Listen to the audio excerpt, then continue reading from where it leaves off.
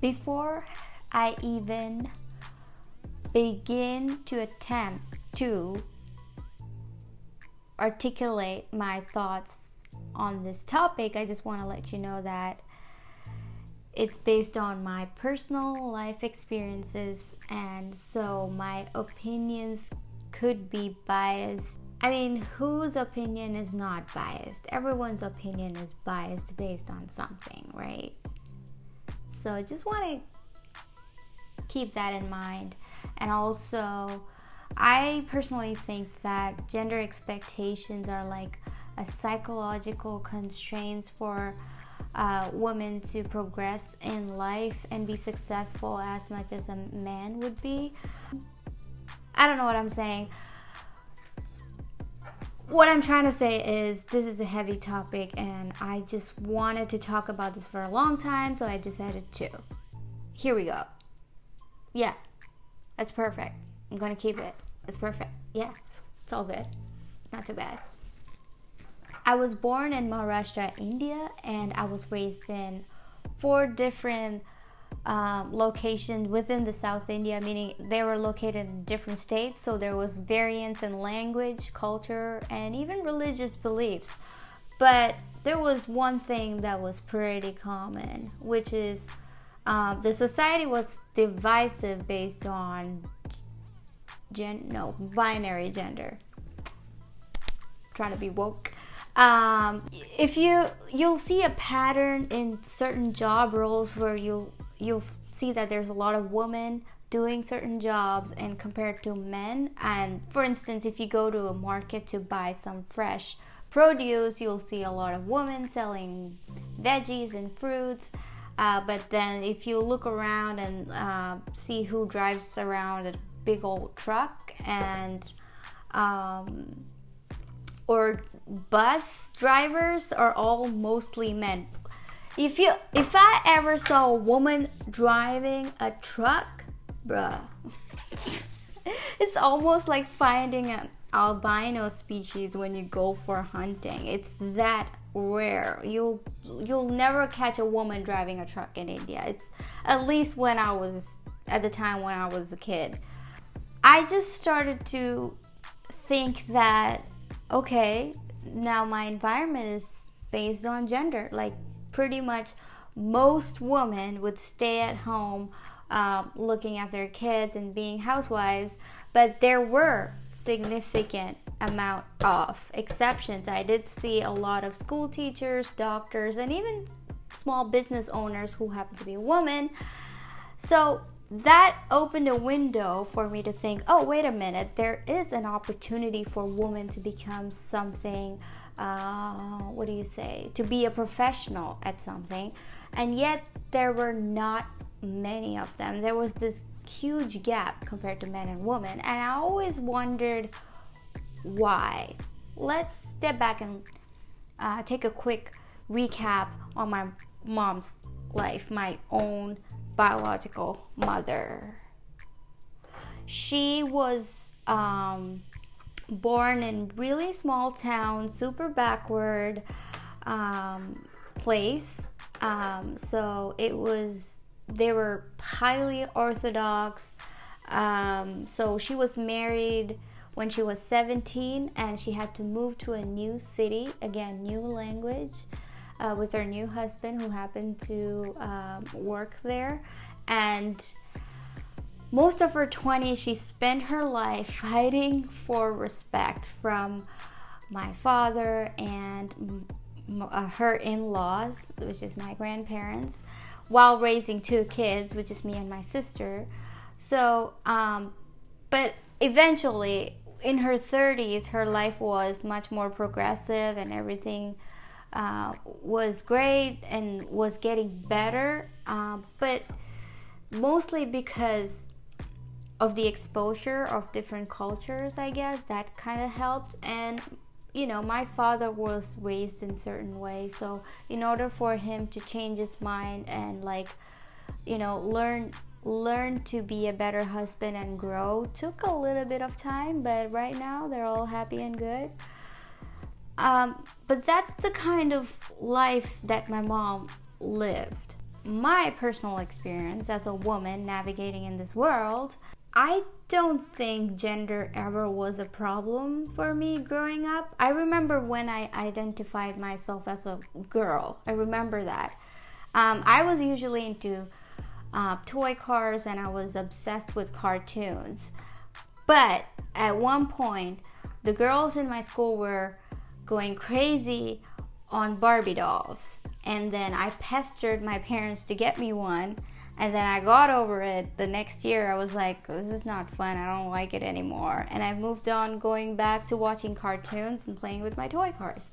But nobody said, hey, you don't like Barbie, or like, why is she like nobody gave a fuck, okay? I was fortunate enough to have toys in the first place. That's the kind of environment that I grew up in. Just to have a coloring book and a set of crayons with all the colors in them was a blessing. So nobody gave a fuck about what kind of toys I was playing with, or like what kind of person I will grow up to be. Will I be straight, gay? There was no question of that. Everyone assumed that everyone was straight. Okay, that's the kind of society that I was in. Anyway, moving on. To make my point is that nobody ever like said anything that made me feel embarrassed or ashamed of being a girl in my childhood, as far as I remember. Fast forward, when I was 17 or 18, there was this huge feminist movement that was taking up the news feed at our local news feed, and it was about women in film industry. So there was a lot of actresses who came out and said that they have been sexually and vocally harassed by men that they work with. Most of them turn out to be directors or even actors. Also complaints about how they never get paid as much as the male actors. And also when it comes to assigning movie roles, it's always the man who's the center of the attention. Women never get a leading role or whatever. So this kind of news was up and running, and I'm not gonna lie, it kind of sparked a little bit of hatred towards men in power for me, which is not good. I'll tell you why. It's not good because it's coloring my world as being a sexist world before I even go and have my own experience at my workplace. I oftentimes used to wonder why my mom never had a job, because she was a housewife her entire life so far, and I always used to try to have a conversation with her about it, and she would say, oh, I wanted to actually do this, or I wanted to actually try out this, and I was like, why didn't you do it?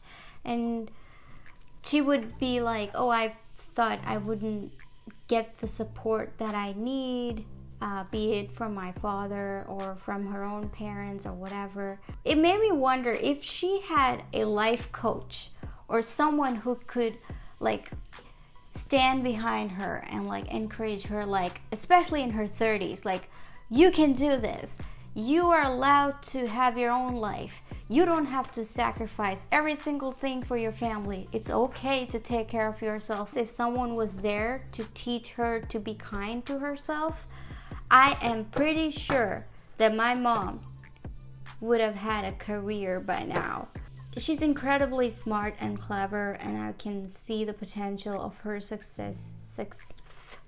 succeeding in anything that interests her. So does that mean that there are a lot of women in India who needs help, who needs that extra push to just say that once you become a wife and a mother, it's not always necessary for you to sacrifice every single thing for them, and it's not fair. And we should really, as children or as anybody, should stop glorifying moms for sacrificing things. Like, it shouldn't be okay. I'm not talking about small sacrifices or sacrifices that brings them joy. I'm talking about the unnecessary pressure that a woman has about keeping her husband happy, making sure that her kids have all their dreams fulfilled and things like that. It's just, I'm sorry, I think I lost the flow. What was I talking about?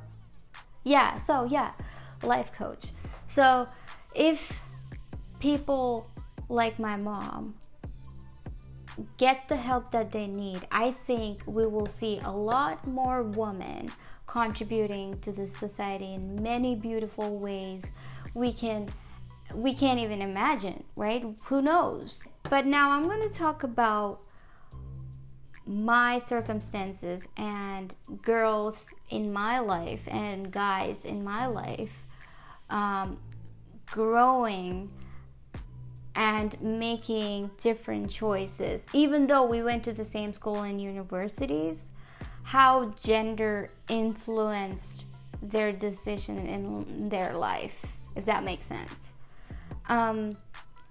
So I graduated and then I got a job that was probably my second job, and it was a company. It was small, like a family-like company with 20 to 25 people, and the ratio between men and women were almost equal. However, when it came to promoting or the pay, it was always biased towards men. So men get promoted more often or get salary hike more often compared to us who work there, who happen to be girls in their early 20s or like mid 20s.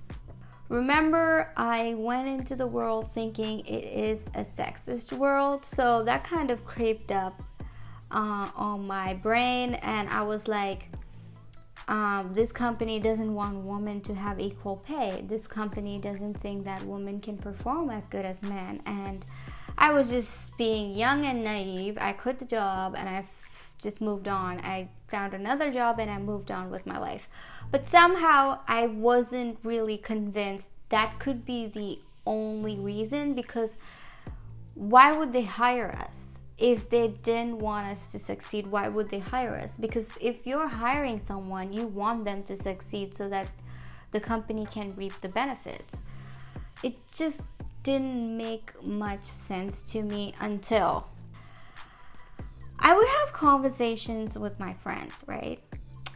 When I talk to my girls, okay, this is disregard of the gender. We would always talk about relationships and getting married and jobs. These are the main three topics that I talked with them, okay? So when I talk to the girls, they're always like, oh, I can't wait to find someone. Or they will talk about their boyfriend. I hope he finds a good job. I hope we can afford a house that we're thinking to buy, and things like that. Like, they're all living in the hopes of a better future with a life partner, right?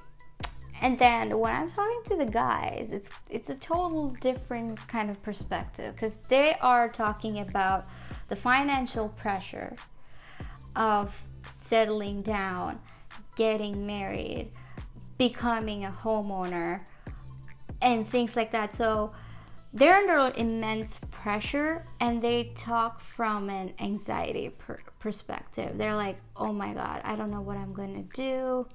I have to be successful. I have to be making this much money in 3 years. In 5 years, I should be a homeowner. And it's a lot of unnecessary and unfair pressure put on men, I find.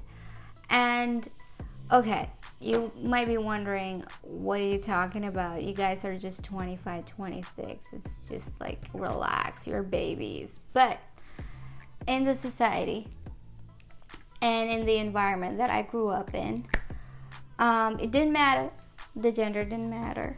Most of them got married before they're 30. That's the norm. That's how it was. Now there is a lot of progress now in my my generation and my people who are younger than me. There's a progress. They kind of wait until they're 30 because they're trying to grow mentally, emotionally, and financially to be ready to get married. But you know, in India, getting married before 30 is pretty normal. So there was this kind of different perspective. Okay, now going back to the company that preferred to retain men over women who work there, it kind of made sense when I started to think in these terms, because a company has no control over your personal life, but what they do have is an expectation. Women are generally expected to move in with their husband, and so in that case they're ready to leave the job they're in and are willing to relocate to a new city or even a country and start a new job over there for the sake of marriage and relationship.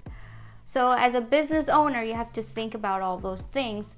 I rather promote a guy who I know most probably would stay even if he gets married in the near future, compared to a woman.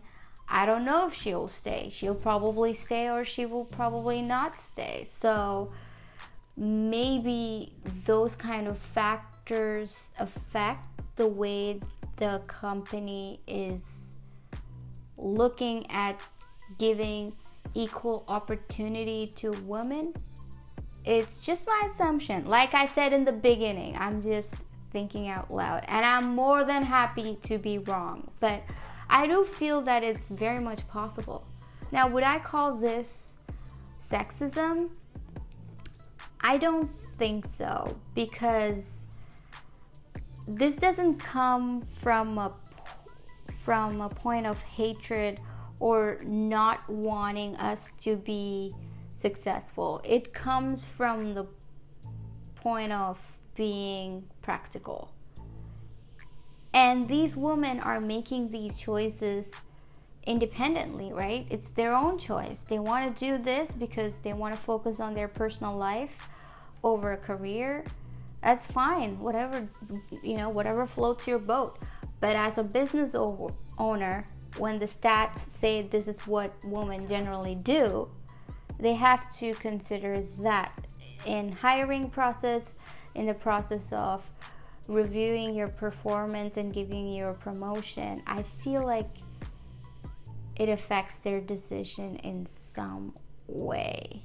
I'm confused because I don't know what this unfairness is, because the expectation on women like me is distorted because I have different priorities in my life, which is not typical.